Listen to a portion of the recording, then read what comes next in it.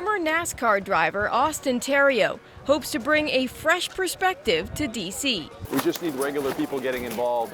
And I felt like with my age and certainly my life experience in the business community, I brought a different perspective to the table. Growing up in a logging family in Fort Kent, Theriault wants to lower taxes and help business owners. Small businesses are the backbone.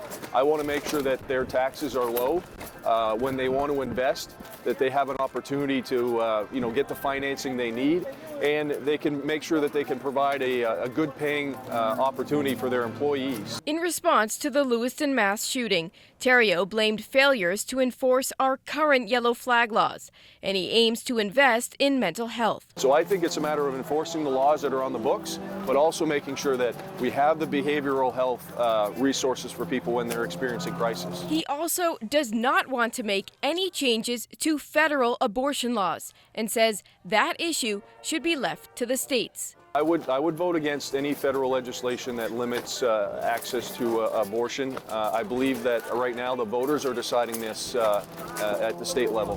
Theriault pledged to be tougher on immigration than his opponent. We have to stop the incentivizing of people to come across the border illegally. And I believe in border security. I think that's the first thing that has to happen.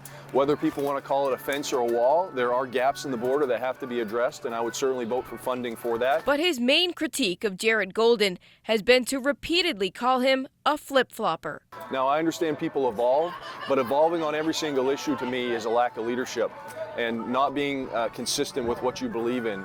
Although Theriault has touted his endorsement by former President Donald Trump and has campaigned with other prominent GOP leaders, he says he can be a bipartisan representative and hopes to be a voice for everybody. And America has seen better days in the past when we had more unity, we had more belonging, and people felt like we were working together. I really want to try to get back to that. I want to be a voice for everybody. I want to be a voice so that people feel like regardless of what party they belong to, they can come sit down at our table and we can find solutions to these problems that have been going on for decades. For Maine's Total Coverage, I'm Kate McCusker.